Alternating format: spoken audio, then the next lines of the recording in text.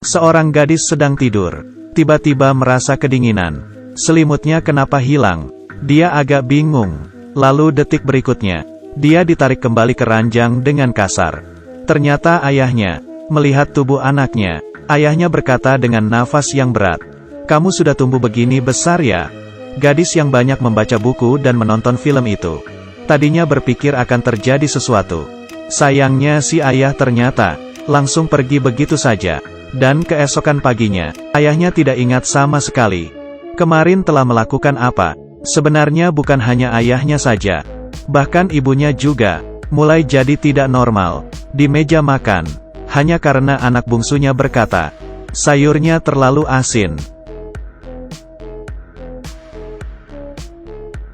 Melihat suasana hati ibunya yang tiba-tiba berubah, si anak bungsu kaget. Sampai menangis keras-keras, yang lebih membuat orang merinding lagi.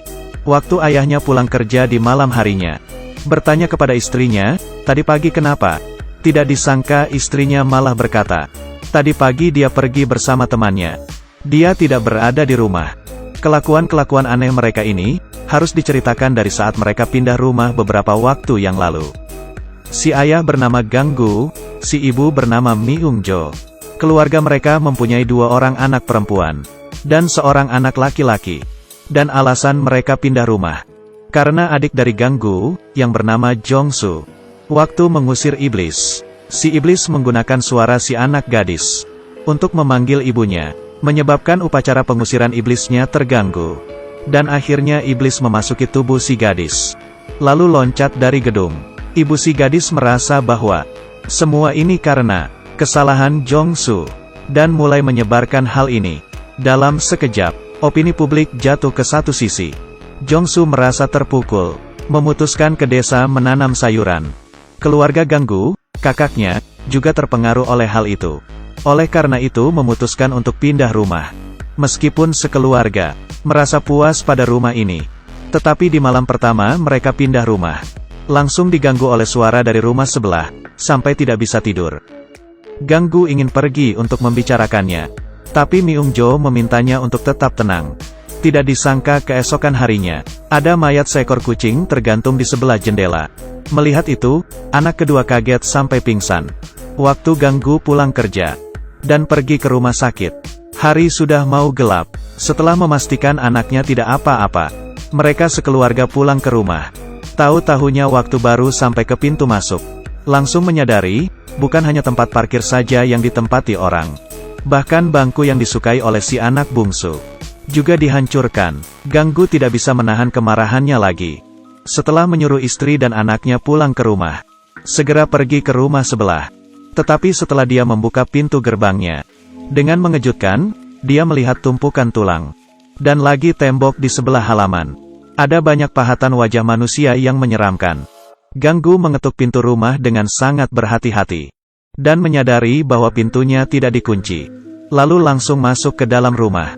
Tetapi tidak disangka pemandangan di depannya, langsung membuatnya tercengang. Rumah itu dipenuhi dengan bangkai hewan, dan salib terbalik yang sangat aneh.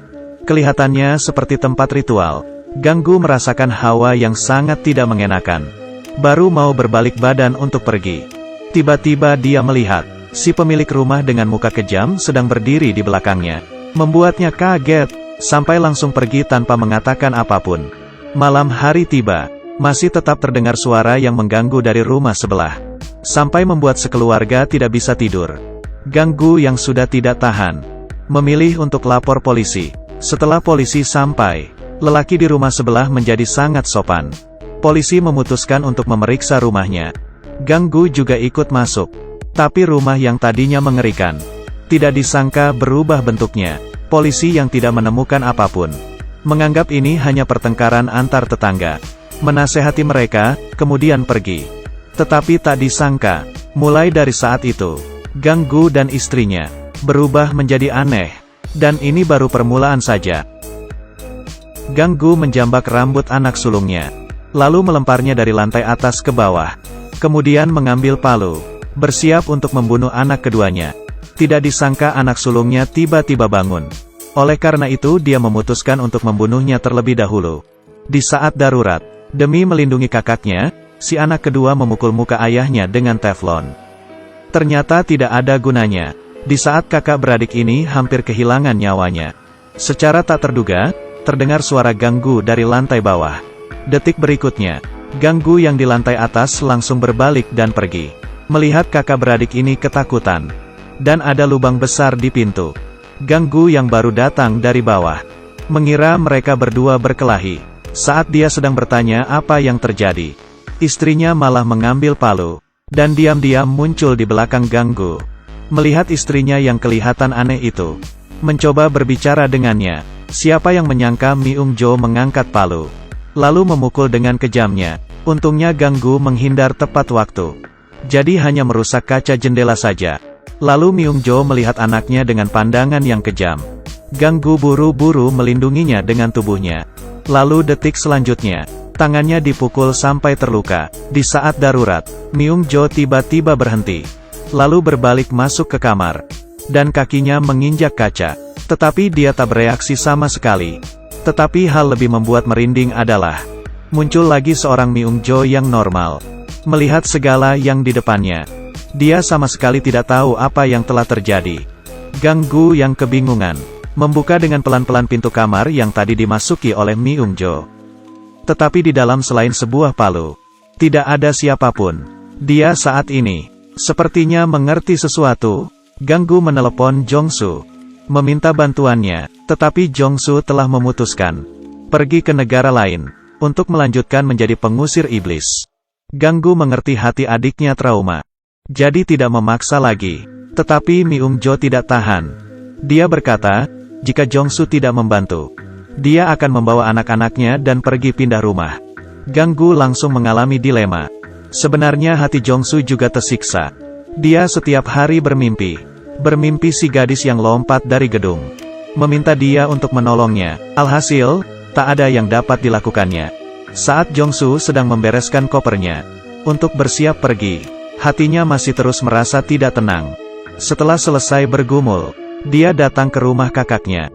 Setelah mendengar proses dari masalahnya, pertama-tama Jongsu meminta semua orang berkumpul bersama. Lalu waktu tiba malam hari, dia pergi sendiri ke rumah sebelah. Tapi baru sampai di pintu masuk, angin besar langsung bertiup. Pintunya terbuka sendiri. Jongsu berjalan melewati halaman yang sunyi, tiba ke dalam rumah. Tapi selain furnitur yang rusak dan beberapa salib terbalik, tidak ada apa-apa lagi. Dia membuka pintu sebuah kamar kecil. Di dalam terbaring mayat yang sudah membusuk. Di depan Jongsu tiba-tiba muncul bayangan iblis yang merasuki tubuh ibu si gadis yang meninggal membunuh pemilik rumah ini. Ternyata segala yang dilihat oleh Ganggu dan polisi di rumah ini adalah halusinasi yang dibuat oleh iblis. Jongsu mengerti, musuhnya datang mencarinya. Dia sebenarnya ingin menunggu keesokan harinya, baru mencari cara menyelesaikannya. Tapi tidak disangka, di malam itu juga, iblis mulai beraksi. Dia berubah menjadi si anak bungsu, mengarahkan pisau ke Jongsu, dan menusukkan pisau dengan kejam. Kalau di sampingmu muncul anak yang nakal seperti ini, kamu harus hati-hati. Dia kemungkinan besar butuh disabet. Kemungkinan kecil, dirasuki oleh iblis. Bagusnya dia belum melakukan hal yang lebih buruk lagi. Jongsu yang menyadari keparahan situasi, menelepon ke kantor pusat untuk meminta pertolongan. Setelah berkonsultasi dengan para pendeta, pendeta tua yang adalah guru Jongsu, memutuskan untuk pulang sendiri ke negaranya, dan menyelesaikan masalah ini. Saat ini, Jongsu menjelaskan kepada Ganggu sekeluarga tentang iblis yang bisa berubah wujud. Setelah itu dia memberi pesan kepada Ganggu sendirian, harus berhati-hati pada anak sulungnya. Karena kemarin malam, dia menukar air mineral di meja makan menjadi air suci. Waktu sarapan pagi, hanya si anak sulung yang tidak minum. Jadi kemungkinan besar, dia adalah iblis yang sedang berubah wujud. Ganggu tampak heran, tapi karena dia melihat Jongsu seperti sedang mengucapkan kalimat terakhir di hidupnya, langsung bertanya kepadanya, apa yang mau dilakukannya. Jongsu menjelaskan, barusan pendeta mengirim pesan, menyuruhnya pergi ke bandara menjemputnya. Sepertinya ada urusan yang darurat. Saat pendeta tua tiba di bandara, hari sudah malam. Dia melihat Jongsu, seperti sedang bercanda, berkata, datang ke sini menjemputku segala. Kamu takut aku tersesat ya? Jongsu bingung. Bukannya kamu yang menyuruhku datang? Baru saja dia berbicara, dia langsung menyadari, dia terjebak dalam rencana iblis. Dalam perjalanan pulang, tiba-tiba segerombolan gagak menabrak mobil terus-menerus. Saat Jongsu menghindari gagak, menabrak mobil lainnya, dan sekejap terjatuh ke bawah tebing. Keempat orang di dalam mobil itu tertabrak sampai terluka parah. Jongsu yang sadar kembali, tidak sempat memperdulikan lukanya, langsung buru-buru kembali, dan di rumah saat ini. Saat si anak kedua pergi ke ruang bawah tanah untuk mengambil salib. Mendengar kakaknya sedang memanggilnya, dia membalik tubuhnya, tetapi hanya melihat sebuah mainan kuda-kudaan. Kemudian detik selanjutnya, tiba-tiba dia ditarik ke dalam perapian oleh kekuatan yang tak terlihat. Dan mulai terbakar. Tetapi Ganggu yang terus fokus memperhatikan anak sulungnya, tidak mendeteksi keanehan. Melihat anak sulungnya mau keluar rumah, Ganggu mengingat pesan dari Jongsu. Dia hanya bisa memukulnya sampai pingsan, dan mengikatnya di ranjang. Tidak lama kemudian, Jongsu yang terluka akhirnya tiba. Dia memberitahu Ganggu soal kecelakaan mobil yang dialaminya. Karena pendeta tua tidak bisa datang, Ganggu membiarkan dia yang melakukannya. Setelah selesai menata semuanya, Jongsu menjelaskan bahwa iblis sangat ahli dalam berpura-pura. Jika si anak sulung meminta tolong, harus jangan percaya. Kemudian dia mengangkat ranting, dan memukulkannya ke tubuh si anak sulung. Dia dipukuli sampai memar di sekujur tubuh. Myung-jo yang melihat anaknya menderita dengan matanya sendiri, pada akhirnya mendorong Jongsu. Kamar tiba-tiba berubah menjadi gelap. Muncul tawa aneh di wajah Jongsu. Dia ingin membunuh Ganggu. Di saat darurat, ada seorang Jongsu lagi yang tiba. Ternyata dia yang barusan adalah iblis yang sedang berubah wujud. Ganggu berhasil diselamatkan, tetapi si anak bungsu hilang. Mereka berdua mengikuti suara tangisan, menemukannya di ruang bawah tanah, dan menemukan anak kedua yang terpanggang di perapian. Belum ada waktu untuk bersedih. Anak sulung yang memar di seluruh tubuh datang dengan mengeluh. Ganggu meminta maaf kepadanya dengan hati yang sedih. Tetapi Jongsu malah membakarnya dengan cermin. Ternyata iblis merasuki tubuh si anak sulung lagi. Jongsu segera berkelahi dengan iblis. Tetapi lawannya terlalu kuat, dan lagi tidak takut pada salib sama sekali. Melihat Jongsu sudah hampir dicekik mati, Ganggu segera mengambil air suci, menumpahkannya di tubuh si anak sulung, memberikan kesempatan pada Jongsu untuk membalas serangannya. Tetapi mendengar tangisan keponakannya, Jongsu menjadi ragu-ragu.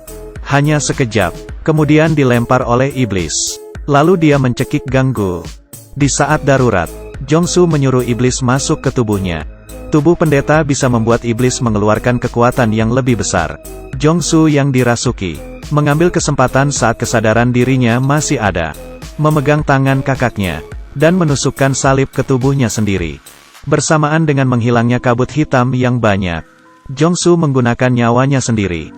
Akhirnya membunuh iblis. Malam yang panjang akhirnya berakhir.